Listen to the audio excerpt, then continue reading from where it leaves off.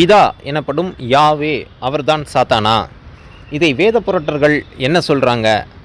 இது வேதம் என்ன சொல்லுகிறது? வேதத்தின் அடிப்படையில் என்ன புரிதல் இருக்குது? எபிரேய மொழியில் என்ன சொல்லப்பட்டிருக்கிறது? அப்படிங்கிற அடிப்படையில் நம்ம இன்றைக்கி பார்க்க போகிறோம். 2 சாமுவேல் 24:1 கர்த்தருடைய கோபம் இஸ்ரவேல் மேல் மூண்டது. அவர்களுக்கு விரோதமாக தாவீதை ஏவினார் அப்படின்னு சொல்லப்படுது. அதே சம்பவம் 1 நாளாகமும் 21:1 சொல்லப்படுது. சாத்தான் இஸ்ரவேலுக்கு விரோதமாக எழும்பி இஸ்ரவேலை தொகையிடுவதற்கு தாவீதை ஏவி விட்டது.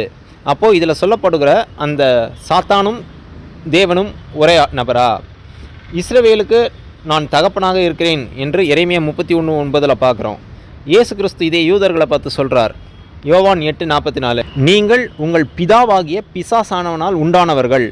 அப்போது இந்த இஸ்ரவேல் என் புத்திரன் என்று சொன்ன பிதாவாகிய யெகோவா தேவனும் இயேசு கிறிஸ்து சொல்லக்கூடிய இந்த பிதாவாகிய பிசாசானவனும் ஒரே நபரா? சங்கீதம் 24:1 நம்ம பார்க்குறோம், பூமியும் அது நிறைவும் கர்த்தருடையது அப்படின்னு. யோவான் 14:30 இயேசு கிறிஸ்து சொல்லுகிறார், இதோ உலகத்தின் அதிபதி வருகிறான், அவனுக்கு என்னிடத்தில் ஒன்றுமில்லை. அப்போ இந்த உலகம் யாருக்கு சொந்தம்? இதெல்லாம் வைத்து பார்க்கும் பொழுது யாவே தான் சாத்தானா, பிதா தான் சாத்தானா அப்படின்ற கேள்வி வருது. இதனுடைய முழு விவரங்களை தெரிஞ்சுக்கொள்ள டிஸ்கிரிப்ஷனில் லிங்க் கொடுக்குறோம், முழுமையாக பார்த்து தெரிஞ்சுக்கோங்க.